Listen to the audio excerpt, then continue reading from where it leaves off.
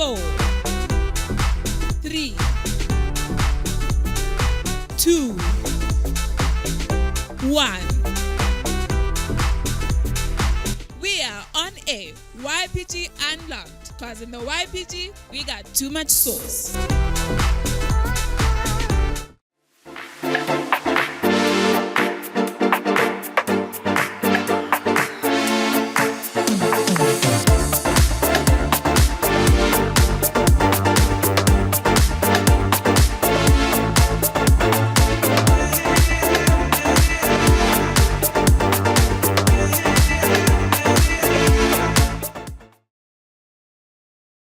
What's happening? What's good, YPG fam? You're connected with us on one more YPG Unlocked. And as you know here, we always provide you with the real, the genuine, the true sauce. That's what's up. Welcome back to one more YPG Unlocked, and be tuned for you to learn a lot and learn something to change your life. That's what's up. On today's theme, based on talking about the internet, leading to the third of the 6G connection, we're practically halfway through. We were talking today about the internet. And on today's show, we're going to go in depth with the dangers of the internet. But we are going to take some time going a little bit deeper into one of the most controversial and demanding parts of the internet. But before that, today we're going to start a little bit different. We're going to start with the Q&A session, and then we're going to talk to you about the internet. We've got the questions ready? Okay, let's see what today's questions apparently are linked to the usage of the internet. I hope we can help, and if you guys have any questions, do drop them by in the comment section or DM us anytime, and we will definitely see to it to answer it the following program. Okay, so we have 3 questions related to internet today. The first one is, I spend too much time on internet. How can I balance that? Okay, balance, equilibrium is something that you need to create on your own. It's something that no one can do it for you. You need to decide what is important. Start to set priorities. For example, the fact that you want to balance the internet, I'm assuming that you're probably not doing much of the profitable things on the internet. You wouldn't be complaining about the time you were spending on the internet if you're using it for something profitable, if you're using it for something which will help you in your future. So, what do you have to do? Lay out your day and ask yourself, what do you want to accomplish by the end of that day? What do you want to accomplish at the end of the week? What do you want to accomplish at the end of the month? What do you want to accomplish at the end of the year? How much time are you spending on the internet with worthless searches? Social media, chats, futile searches, videos which are adding absolutely nothing to your life, or whatever it is. It could be even games or whatever, you name it. Ask yourself, how much time am I spending on this? And how much of my life on the positive end is this adding? Because at the end of the day, it only adds up to your life. It will be up to you where you're going to be. Get something else that's more profitable to do. I mean, when you're on the internet, what are you doing? You're not exercising anything. You're just there moving your fingers, scrolling up and down, swiping and scrolling. And at the end of the day, you generally don't gain nothing unless if you're using the internet to study or to learn a skill or anything. So perhaps you could switch that up. Decide that you can start learning a skill. Or maybe grab a book and learn a new skill. Go outside, learn something new, instead of allowing yourself to be stuck into this endless world of the internet, which in a few minutes we're going to share to you the dangers which many of you don't know about the internet. I hope that answers the question. Yeah, I think it does. And just a tip. It's not easy to change habits. And we are in the proper time if you want to change the habit of spending too much time on the internet with things that are not profitable. We have the fast of Daniel. We are in the 3rd week now, right? Yes. The last week of the fast of Daniel. So take the opportunity. In the beginning, it's boring to grab a book, to read, you feel sleepy, but carry on. That's why a habit, they say a habit, it's made after you do 21 days. The same thing every day, so that becomes a habit. So You can't get rid of a habit. You need to replace it with another one. So you're not just stop the internet completely. You need to replace it. So if it's a bad habit, replace the bad habit with a good habit. I hope That's that what's answers up. your question. let's go for the next one. Is it wrong to download music and movies for free from the internet, even if it's related to faith? Oh gosh, here's one of the controversies which many young Christians gain with this thing of the downloading of music. I'm going to answer this question with a question. Someone worked to produce that music. Somebody worked behind the scenes to compose the song, to write the song, to produce it, to master it, to sing, to perform it. If there's a music video, the videography behind it, and so forth. All of that involves a lot of work and a lot of money. Now you get the receiving end of it, of enjoying the song. What did you pay for it? They paid to produce it. They spent a lot of time as well. Exactly. So you took it, you acquired it without payment, without remunerating the hard work. It is written that the man is worth the fruits of his labor. So that's his labor. And if you're not paying for his labor, I'm sorry to say, but that's stealing. And I'm going to lay this out. And it's something which many are ignorant of, many young Christians are ignorant of. Piracy does not please God. Piracy is not something that you should do and think it's okay. And not only when it comes to music, but even if it's apps and programs which you hack it or you crack it to put it on your computer, on your laptop or something.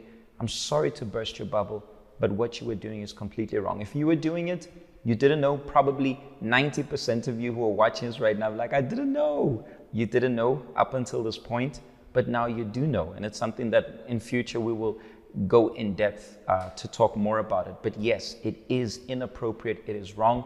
Whether it's Christian gospel music, whether it's secular music, it doesn't matter. Whatever you acquire without paying is the same as you go to the shop, you grab a snack, you grab a chocolate, you walk out and you don't pay. It's like going to the restaurant. It's like I take Tali to a restaurant and I order the food and I say, Tali, there's the door, the waiter's not looking, let's run out so we don't pay the bill. That's basically what you were doing. I know that many of you are going to be amazed. I know that many of you are going to be like, what? Really? I've been downloading music, but I'm streaming it for free. But if you're streaming, it's one thing. Well, the app is there provided to stream. But the moment you download, you make it your property. And once it's your property, the question is, did you pay for it or did you steal it?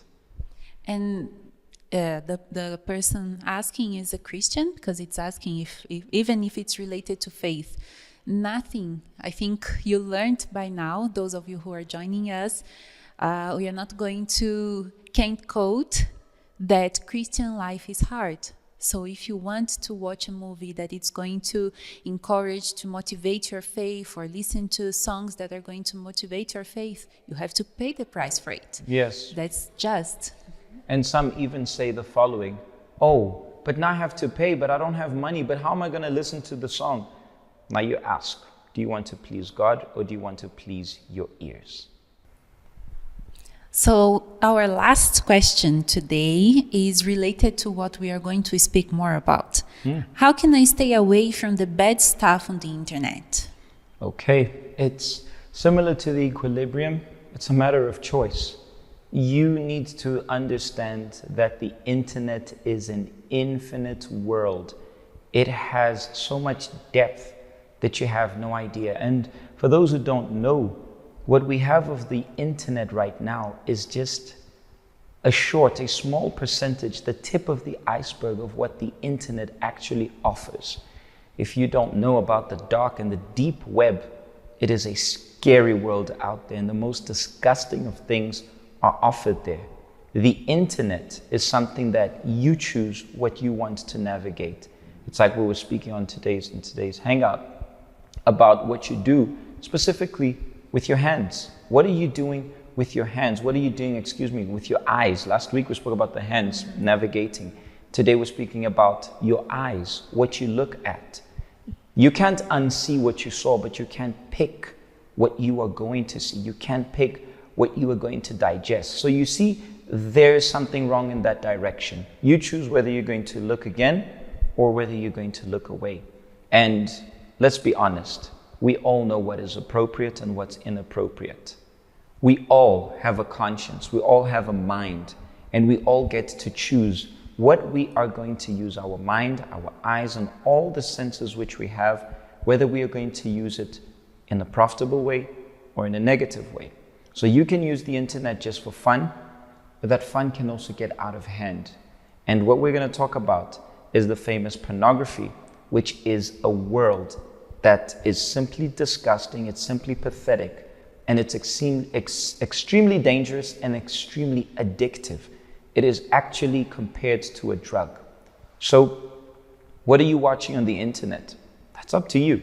And if you realize that what you are watching is inappropriate, it's best you cut that off. If perhaps the people you conversate with or you chat with on the internet are inappropriate, maybe it's time for you to cut them off. Maybe it's time to block off. You are on sites in which sexting is promoted or anything of the like is promoted, and you know that that's not appropriate for what you want. You know that has been causing detrimental effects to your mind and to your life, which we're going to speak about shortly, but you carry on doing it. The choice is yours. It's a matter of decision. As everybody who comes here shares their life story of how they overcame, they always say, I decided. You need to decide, you need to pick and filter out what is good, what is profitable, and what is foul, and what is detrimental to your life. That's it. And if you are trying to stay away from something that you are not managing to stay away, so usually we look at bad stuff when no one is looking.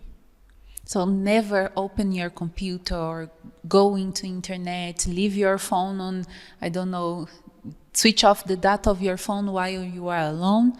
And then when someone is with you, you won't do it. So that's... I think it's, to a certain extent, it's a little bit impractical to do that, Tali, because remember, we're living in the world of the internet. Yeah. If you think about it, we live nonstop. Our work revolves around the internet. Mm-hmm. But what you're saying does make sense if you look at it in this way. How about every time you are about to do or navigate something wrong, ask yourself, if there were others around me, would I do it? Mm-hmm. If I give you my phone and say, navigate on a pornographic site right now, would you do it in front of me? You who are in the YPG, would you do it in front of me? Would you do it in front of us? You wouldn't. But the problem is you think or you know that we aren't there. But God is there, the devil is there, and the effects, the aftermath of your choices will definitely be there. So it's important for you to do that and take the necessary measures. Obviously, if what she's saying is an option, if there's a way for you to switch off, you're going to watch in one of the interviews of someone who says about she stopped buying night data because she was always going to pornographic sites. And that was a decision she took in order for her to cut it off. What do you have to do for you to cut it off? I repeat, it's your decision, and you need to ask yourself, how is this adding? How is this affecting my life, my future, my dreams? That's it. That's it. So the Q&A session was a little bit longer. We're going to go for a short sting, and when we come back, we are going to be talking about the controversy of pornography and the deadly effects which many don't tell you about. Let's go for the sting, and we're going to be right back.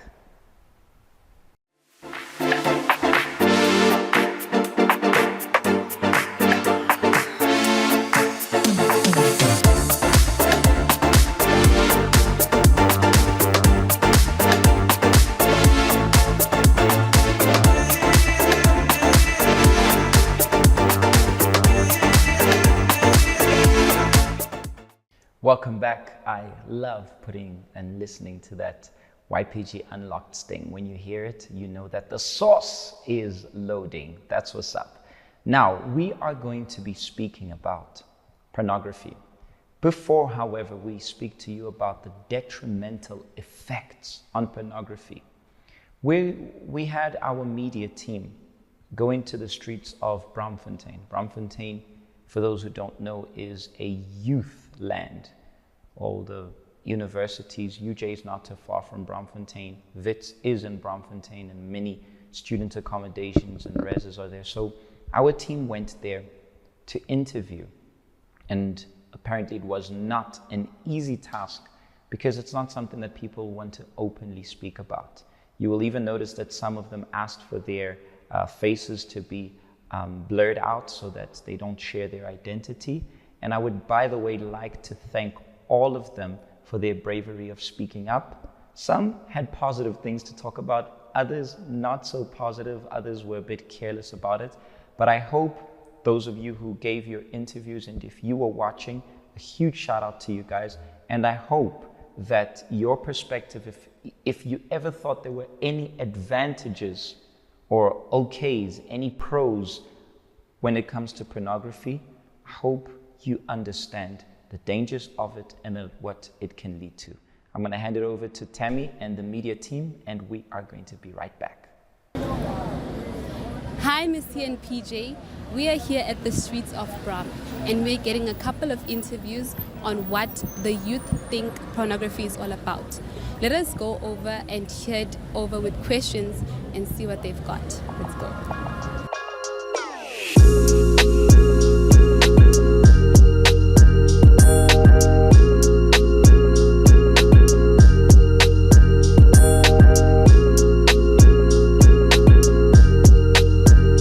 How do I think? Okay, I'm gonna make an example of myself. The first time I watched and I saw pornography, it was I think 3 years back on a friend's phone. So I think most of the time we said like that. A friend has a phone and you watch it through them. So, yeah. I think at an early age, maybe around 9, 10, still in your mom's phone. Honestly speaking, I don't know, but it just pops up because the same topic that we were also having it about my little brother and stuff. He started abusing porn at a very early age, like grade 3 and stuff. I don't know how they do it, but I think they get it from the other friends, yeah. When they become teenagers, so around 12, they're 13, around 13 years, yeah, around that time. I think it starts in adolescence, straight. I couldn't say the exact age, but around that time, when you still developing, just having your idea about girls as a boy and how boys and girls interact. So pornography, it kind of escalates it a bit too much, in an unrealistic way. Through a friend or a boyfriend, because a boyfriend will just tell you how to do something, then they will say, okay, let's try it. Or they will say, let's go to social media on the pornography thing, then that's how you're gonna start. Do you think they do it out of peer pressure, or it's just Sometimes something? it might be peer pressure, because they will say, let's try doing this, then you say, I don't know, and then they'll be forcing you doing things that you don't want to do. Usually boyfriends, they manipulate you. You see, when you want to do these things, yes. Sorry? How do you think a person starts watching pornography? Okay, with me started in a group where we were talking about pornography and things. So we just asked, where do you see these things? So they gave us links, we watched together, things like that. Yeah. I believe it starts with the TV programs you watch. When they start showing sex scenes and then you just want to know more because you know it's fake, but then you want to know if it's okay. How does this really work and how far can it really get? That's how I feel we start with the porn thing. Easy access. The access. How do you think easy access? I don't think that there's certain security before accessing pornography. It's just there. Sometimes it pops up and So do you find it in the internet, like pops up where? Yes, on the internet, social media. Yeah, it's easy access. You can get it on someone's story and But you can also get it through friends though. You can get it through friends and basically a social platform. It has a huge influence on this pornography issue though. I honestly don't think so. And the reason I'm saying this is because people are going to watch it either way, right? People make a conscious choice sometimes to watch pornography. So unless you can find a way to make sure that those laws actually work, then I don't think there's anything that can be done. Yeah, definitely there should be laws. Yeah, there should be laws implemented because this thing is deep, man. You know, it's destroying people and stuff. I think that's the reason why there's a high rate of rape, you know, because now you got that mind in you. Yeah, like there definitely should be. But like at the same time, you know, you as people, like we just have to learn to be responsible. Right? Like at some point that just goes out the window because you know you just like you have any like access to it anytime, and if you just feel like you have an urge, what's going to stop you? Yes, they have to, because this affects girls mostly, because you find that you be forced to do these things because you love that person. You see, basically, it's not. They shouldn't do it illegally. It's not okay. Be some sort of laws because it does have a disadvantage in marriages. It's one of the reasons marriages do not last and all. You see, so it does have some disadvantages. I mean, some laws should be implemented for this issue. Yes, actually, I feel like it's such an easy thing to access. Even for minors, it becomes a problem for minors, and you know, Not at all. It can be quite therapeutic actually, because when you actually don't have that, a boyfriend or anything, you can, refer to Pornhub and everything just to, release some stress. But then no, I don't think it should be illegal at all. Yeah, I think it should be illegal. Why? No, it messes with our minds. Like, instead of me focusing on something else. There's already laws. Which laws? Have to implement them. Like, you can't watch porn if you're under 18, but we can, because you just enter a website and then it just asks you, are you 18 or not? And then it says yes, without any proof that you are above 18. So if they really want to do that, it's just implementing those laws. Like if I'm going to enter a website and it says, are you 18 or not? It should require some proof. Yes, definitely. It has a lot of mental effects really on people who watch it religiously. There are people who watch porn religiously, and I think that for such people, it actually should be illegal, right? So I think South Africa or wherever, there shouldn't be laws for it. I mean, we all have rights at the end of the day, right? Okay, I think it should be made illegal, because I think pornography, like, it messes up your mindset, you see, because I feel like it's all you think about, like whatever you're doing, like you'd wanna go and watch it and stuff. Yeah, it messes up your mindset, so it should be made illegal. Honestly speaking, being illegal, I'm not sure about that. But I think there should be maybe an age restriction. Yeah, something like that. Maybe mothers could maybe block it for their children or something. I'm not saying it's wrong. I think it is wrong, according to my opinion. I don't know about somebody else. Watching. I feel like it's someone's personal choice to do that. It's your own choice. Like I said, it's based on choices. No, it shouldn't be legal. It should be illegal. Honestly speaking, I used to watch porn. Since I've seen like what it does to me and how it changed my life, I stopped consuming it. Maybe when my grade 10, 9, around about those ages. Let's say like a guy who watches too much porn, he wouldn't have like the exact, like he wouldn't have the confidence that those people have to like just approach a girl, just have like small talk, because you just have these ideas of how you're supposed to like approach a woman and like how to get what you want, and it's genuinely not like that. You become a loner. I don't know if you get what I mean, but like you begin to distance yourself from people and focus more on this issue, which is pornography, which does have an influence on your your peers, yeah, around your your social life and all of that. Loss of concentration. Yeah. Yeah, it can mess up with your mind because every time you feel like when you're alone, you're bored, you don't feel like watching movies, you feel like, yeah, let me just. I think it can be addictive, and then if you watch it too much, it just starts to mess with your mind a bit. Have you ever been addicted? No. I mean, almost. So guys, there we have it. That is what the youth of Braamfontein had for us on the topic of pornography. But have we really covered all the side effects that this topic may have? We're about to find out. Over to you, Miss T and PJ at the studio.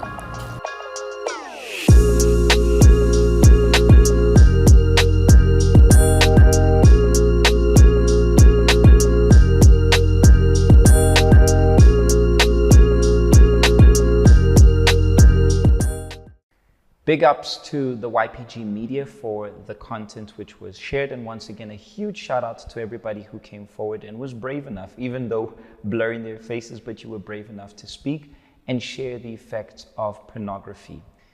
Dali, you want to start? I think one of the things that called my attention while I was watching is that most of those who said they admitted they watched pornography, and those who know about someone, it started on a very early age, when they are in their grade 6, 7, and it goes on. And it's starting even earlier now with the cell phone, the smartphones. One is showing the other and passing to the other, and it's a cycle that will reach even younger people, kids. Mm-hmm. We are speaking up to the youth, but they have these for a long time already. And you see that it's something, our conscience is something amazing, because even though they are still kids, they know it's wrong. Yeah. Because they hide from the parents. Yeah. Nobody watches it openly. Mm-hmm. Nobody stands with an iPad in hand and says, I'm just going to watch it, unless if those are their friends who, won't they will condone what they're doing. Mm-hmm.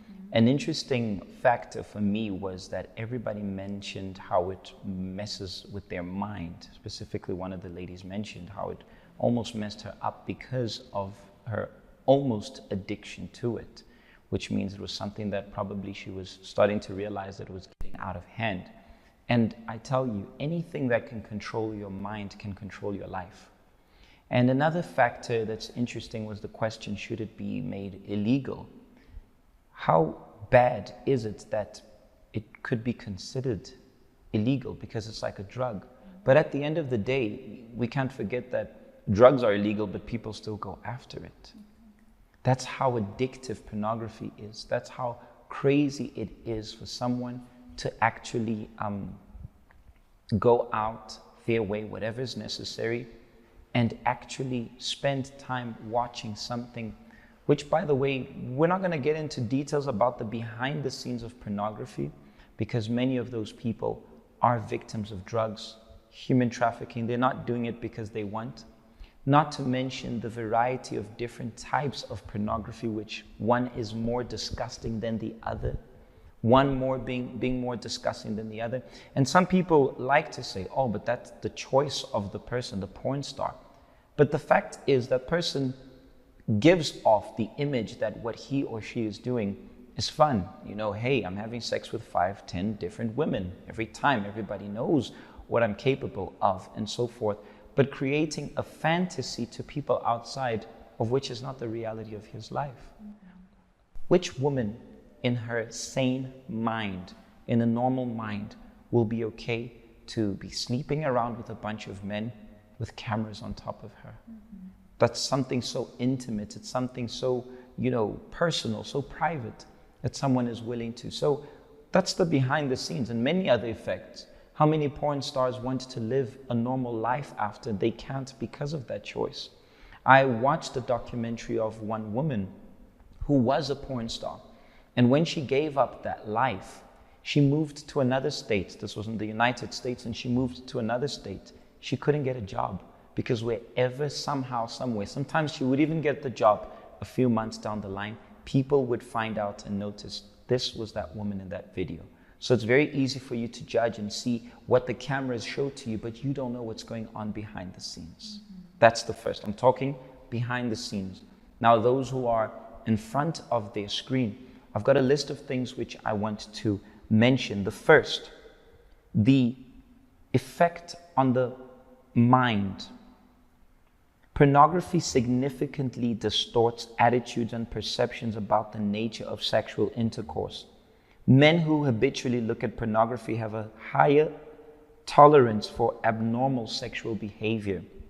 Listen, sexual aggression, promiscuity, and even rape. So you're thinking the person's just watching. I mean, he's just alleviating himself. Or as one of the ladies said, therapeutical. I promise you that's not therapeutical. I promise you that is endangering not a man, but an entire society. And in case you don't know, it is a billion-dollar industry, which just goes to show how many men are actually running this risk. The effect on the body is that pornography is very addictive. The addictive aspect of pornography has a biological substrate with dopamine hormone release acting as one of the mechanisms for forming the transmission pathway to pleasure centers of the brain. And the worst is that it's just fictional because he's watching something which he is not indulging, or she is watching something that she isn't indulging. And the effect on the heart, it affects people's emotional lives. Married men who are involved in pornography feel less satisfied with their marital sexual relations and less emotionally attached to their wives. So you already see the effect in a marriage, which naturally is a negative effect to an entire family. If he's got kids, it carries on by saying, women married to men with pornography addiction report feelings of betrayal, mistrust, and anger. Pornographic use may lead to infidelity and even divorce. Adolescents who view pornography feel shame, diminished self-confidence, and sexual uncertainty. One of the guys even said that you have that sensation of loneliness, or that thing that you just want to, move away from everyone and everything. And I was searching as well, it changes the sense of reality of those who are abusing pornography, because they think that is a reality. They think that's how things are going to really happen. So it affects not only the mind, the brain, but their daily activities, their daily lives. So she's studying, the person is studying, and then comes the thought, comes the urge to watch. So fantasy inside of their mind. Exactly. They no longer manage to concentrate. At work, in the job, it's the same thing. In relating to people as well, they don't manage to express their emotions in the right way. It's a sense. I was reading an article that it says that the sense of the person, it's exaggerated. So the sense of reality, it's exaggerated. It's not normal. So it really affects the brain, the mind, the body, as you just read. It's not healthy at all. Provoking the mind for something that's not going to happen, or something that's not true, something that is extremely untrue. And now you might wonder, why are we talking about this here? Why are we going on about such a disgusting topic? Because it is one of the plagues of the century. How many youth, we were speaking, even with those who were being interviewed, there were many who did not want to be interviewed, but none of them could say, I've never watched pornography. How many people, of course there are exceptions, but how many can actually say, I've never watched porn, I've never been curious to click on a bait that's leading to a porn site or anything. So I want you to think, and the reason why we are addressing this issue is for you to find help. This is exactly where the work of the YPG comes in. We are here for you who need help, you who want to overcome this addiction. And one of the things that obviously, it's an addiction just by looking. That's how crazy it is. Usually a drug you need to inhale, or you need to inject, or you need to drink, whatever it is, whichever way you need to sniff it. But this drug is so addictive just by looking, and it messes up somebody's mind. However, we are here to say to you that there is help. And the work of the YPG is to assist you. And this is why we have mentors and we have people who are always willing to help you and keep confidential whatever you're going through. And I didn't find in any of the research, but I am sure, Dali, that we will find people who are struggling even with depression because of this plague called pornography. I actually found that. I found that it's the first step for many people to have mental disorders, be it anxiety, depression, or to become even violent. So and we are not here judging you. We are not here saying that you are bad because you watch it or you are watching pornography. We are here to offer you help because I think most of those who were interviewed, they realized that it's not a good thing. Definitely. It's not a good thing. There were some who like to act macho and are like, nah, it's a good thing, let people live life. And some who like to claim that there's a responsible way. There is no responsible way of watching pornography. There is no responsible way. It's like smoking. Oh, I smoke responsibly. Bro, it's going to mess up your lungs whether you like it or not. Oh, I watch pornography regularly or with certain intervals. I'm responsible. The fact is, every time you're watching that, it's messing up your mind, messing up the way that God created you with perfection. And then you ask, why is my life the way it is? Of course, you are searching out for more problems. Things might be already bad in your life, and you're making it even worse, injecting yourself with something highly addictive, highly toxic, and definitely deadly, because anything that is detrimental to the mind is deadly to one's entire life. We are going to, I'm sure you've seen constantly our deeds here. If you want to get in touch, you want help, you need help, get in touch. You know someone who would like our help, DM us, slide into the DMs and let them know that there is a way out. There is a cure for pornographic or any addiction for all that matters. We are going to bring someone here. I'm going to excuse Dali. We're going to bring someone here who is going to share with you how this affected his life. Did he overcome? Did he not overcome? What truly happened? You are going to see. We're going to go for a quick short break, and when we come back, he's going to be here in the studio with us. Don't miss out, and comment section, stay busy. I know that you guys are busy right now. I know that you guys have a lot to say regarding this topic. While I'm gone, I'll be there checking. Yes, best. Check what's going on, and I am going to be here with Mpumi, who's going to share his story. Don't move.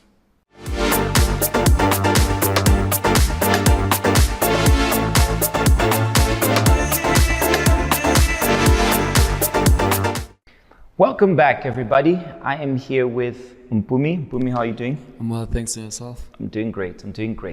So Mpumi, tell us a little bit about how pornography came into your life, and tell us a little bit about how it affected you, your day-to-day life. Feel free, tell us. Okay. Then it started off when I was young.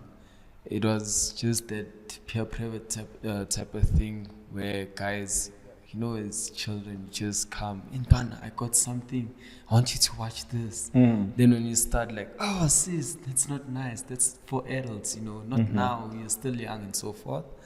Then grade 6, 7 pass, 8, then I started, in high school now you are the big guy. Sure. Now you have to show that you're the man and so forth. But still, when guys introduce pornography, now it was intense. Now they speak about, have you slept with a lady? Now I got curious. Now I wanted to know, what does this thing have to do now, like with sleeping with a lady and so forth. Then I went back, searched sites because of the guys who were speaking about sites and so forth. So now I got curious. I went to the site and logged in, and I saw the site. Then I saw what they've been talking about. It started off there. Yes. And then from there, how did it grow? How did it develop? Did you get addicted to it? How often would you watch it? Oh, I did get addicted to it. And in a week, probably I would watch it 5 times in a week. And it basically damaged my mind as a kid. Then I started off masturbating. Then I started off, it escalated that I even had a desire to sleep with older women. It really didn't matter now, whether it's old, young, it really didn't matter. So I used to go up at night. It started off like going up at night to see, because of I moved to town. So people were talking about, no, don't go that side, it's not safe. Then I'll ask, why don't you want me to go that side? No, there are prostitutes that side. It started off with a seed, like it started off like a seed. Then I'm like, no, not this week, not now. I had strength to just no, not now. But eventually, as time went on, watching pornography, meeting up with the guys and so forth, talking about sex and so forth with the ladies, then eventually I went there. Then when I went there, I'm like, wow, look at those thighs, look at that breast. Like, why women are so... I watch these things in the movies, but actually it really happens live. Then it started there. So you no longer saw a woman as a woman. Yes. Because regardless of whether she's a sex worker or not, she's a woman. Yes. But you saw her as an object for sex. Yes. Okay. How long did that take place? Yeah, around 5 years. 5 years. 5 to 6, because of even when I went to tertiary, it started. Even though I told myself, no, 3 months can go down the line, but actually when it kicks in, when I see like a teacher with university, teachers wear anything, anyhow, so it kicks in, then those scenes come back to mind and be like, okay, this thing again, because of I didn't have strength to resist, so I used to go back and fall once more. Okay, so as you are listening to the story of Mpumi, you see that it had no positive effects, only negative. What positive was there? Think about it. Some say, oh no, as one of the ladies said, it's therapeutical. There is nothing positive about it. There is no responsible way of it, because it only gets worse. It only escalates. If a person says to you, no, I only went this far, okay. But if they carry on, they will go a step further. It gets worse. And it really is something crazy, because I can also witness of the effects of pornography and what it does to a person's mind and how it changes his behavior, the way he sees people, the way he sees things. Now, Mpumi, I want you to tell us, how did that turning point take place? How did the YPG assist you to overcome this addiction, and are you still addicted to it? Tell us what happened. So basically, when I came to the YPG, there was at first I said it's a guy. This guy came to me and he said to me, can I just know you, And I'd be like, okay, sharp. Then we started off talking, because I didn't know mentors and what is a mentor, what is a YPG member, and so forth. So when it happened, he said, I want to know about you. Then he started talking and briefing me. He shared his story about how he overcame pornography and so forth. And then I look at this guy, I'm like, this guy, he's playing flames. Eh? He's lying to me or something, When he came to me, he's like, no, you can overcome. But he spoke with assurance. I had this belief, but I'm like, hey, man, there's no way I can't. I strictly can't overcome this thing. It's too much, because of it damaged my mind. Like I lost even concentration. Like, how can I even overcome this thing? It went on. Then I had to tell him everything that. Basically, we started off the roots. Okay. Like what led for me to watch pornography. I told him it's that I'm bored, scrolling on the internet. basically what you were saying about priorities. I didn't have my priorities straight. I didn't know what to do with my life. So my mind was just functioning all over. My mind was all over the place. So it gave me guidelines on how to overcome it. Then from there, then I overcame. How was the turning point? And since we are in the fast of Daniel, Yes. and we have been speaking about the Holy Spirit, how did you receive the Holy Spirit, and how did the Holy Spirit help you to, for once and for all, overcome this? So basically, well, I participated in the fast of Daniel. I just told myself that this time it's all or nothing. I have to give my all to receive God's all.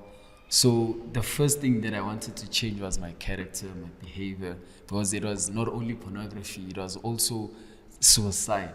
I had sometimes I would be suicidal, and I had low self-esteem, it was down. I was down. I wasn't a man enough to confront my situation. So I just told myself, it's character and behaviors. I need to change this. This is my biggest, at this moment, this is my turning point. I have to change my life. Participated in the fast of Daniel. I pleaded with God. I fasted. I prayed. Wake up during the night. Read the Bible and also meditated. Not just read, and also read the books of the church. You took the time which you would spend on pornography and you dedicated it to God. Yes, I did. So as well, when now I didn't search the sites of pornography. Now I was searching the sites of how to receive the Holy Spirit, how to keep myself in faith. Even there's one of Bishop Renato telling us how to overcome pornography. I listened, I put it into practice. Then here I am. When I received the Holy Spirit, I just now told myself, now I'm not waiting for the end of the tunnel. Now I am the light in the tunnel, It was a game changer for me. That's what's up. Yeah. Mpumi, I want you to look into the camera now and understand that there are other Mpumis, whether guys or ladies, who today are still struggling with pornography. What would be your word? What would be your advice to them? First of all is to speak up. There is a way out. The more you try hiding and tell yourself that I'm a man, I got this, the more it gets out of control, So it's a matter of you speaking up and talking and coming to, there's a helpline number down, so you can just text that number and speak up and tell us what's your situation so that you can receive help. That's what's up. Whoever you are and wherever you are, there is a solution for whatever you are going through. There is an answer and there is an exit. You might be feeling caved in. Maybe your problem or your addiction might not be pornography. Your issue might not be addiction as such, but it might be depression, low self-esteem. Perhaps it is all the different problems that anyone can list out, and you are in the center, in the epicenter of suffering. The YPG is here to say to you that you don't have to suffer on your own. You don't have to be there anymore. And maybe like Mpumi, you are suicidal. Maybe like Mpumi, you've even felt like giving up on life. You have no perspective for your life. Here in the YPG, we're here to say to you that there is a way out, that there is a solution. So, you got our deets? DM us, get in touch. No one is here to expose you. No one's here to know the indabas or your problems or your life. We are here to let you know that as we overcame, as Mpumi overcame, as I overcame, and all the others behind the scenes, behind the cameras overcame, you can overcome as well. And I want to urge all the YPG members, make sure that you take this link and spread it, because there might be somebody suffering with this plague or any other plague. May this word, may this message reach out to them and let them know that you too can overcome. Mpumi, thank you so much for joining us. And basically, that is it. I don't have anything else to add. Not forgetting that next week, we are going to be finalizing the fast of Daniel. This week, we're going to be sharing something very special with you. 7 p.m., as you know, here in the YPG Unlocked. Saturdays, we are having the Vibe O'Clock live on Freedom on Air. Get the app, get in touch, get engaged, get one with us. And not forgetting, in case you didn't know, maybe you are suffering, maybe you are struggling, but here you don't have to suffer or struggle because we will never judge you. And don't forget, in the YPG, we got too much sauce.